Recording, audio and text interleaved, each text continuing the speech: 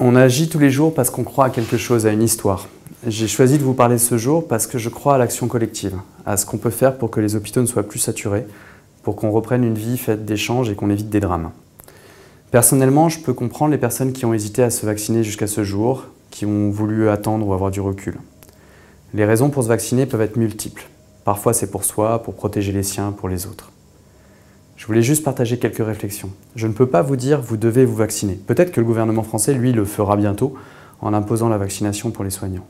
Mais la seule chose que je peux vous dire, c'est pourquoi moi je crois que c'est utile.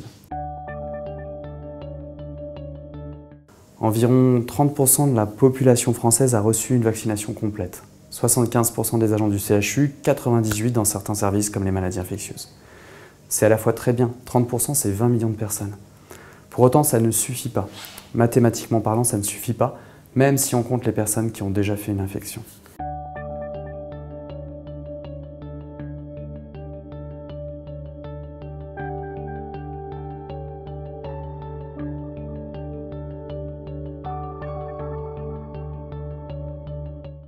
Une nouvelle vague avec le virus Delta dit indien a débuté en Angleterre, en Portugal, en Russie et en Afrique du Sud.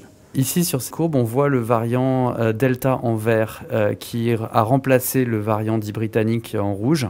On le voit que c'est complètement le cas au Royaume-Uni, de façon importante au Portugal, en Russie, et que cela commence en France. On voit très clairement sur ces courbes l'augmentation du nombre de cas par million d'habitants sur ces trois pays. Et de façon décalée, on voit que le nombre d'hospitalisations commence à augmenter en Grande-Bretagne. Elle touche essentiellement les personnes qui ne sont pas vaccinées. Nous, on profitera de l'été, mais progressivement, d'ici la rentrée, plus de personnes se contamineront avec le virus de Delta, plus transmissible, plus virulent. L'intensité de l'activité dans les hôpitaux dépendra du nombre de personnes pour faire barrière.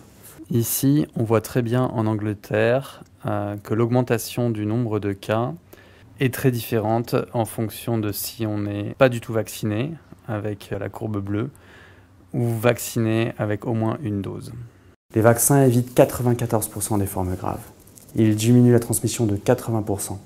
Nous avons la chance de ne pas avoir de doute sur la qualité des vaccins comme dans certains pays. Ils sont suffisamment efficaces sur les variants, y compris le Delta.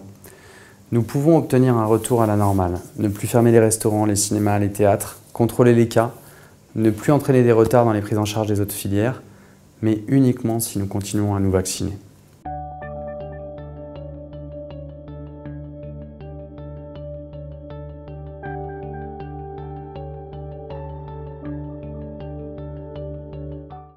Pour l'instant, les données montrent que l'immunité acquise par la vaccination elle est durable, que la vaccination des personnes qui ont fait une infection diminue le risque de réinfection, et que le plasma des personnes qui ont fait une infection et qui ont été vaccinés est très protecteur, y compris contre les variants bêta et delta.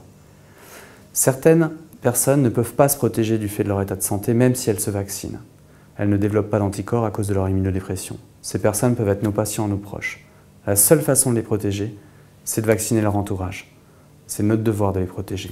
Alors aujourd'hui, oui, on parle des effets indésirables. Est-ce qu'on compare avec ce qu'ont vécu les 560 000 patients qui ont été hospitalisés en France, avec tous les Covid longs?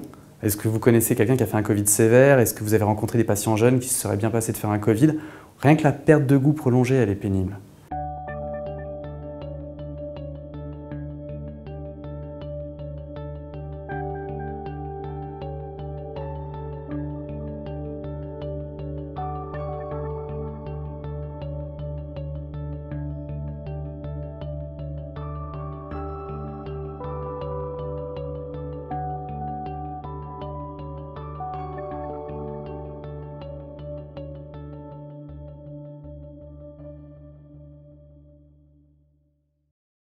La semaine dernière, 2 personnes de 42 et 60 ans sont mortes en Occitanie du variant Delta.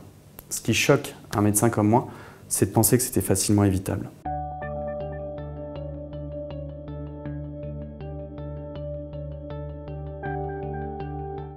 Pour conclure, si nous voulons passer à autre chose, il n'est pas trop tard, mais nous devons continuer.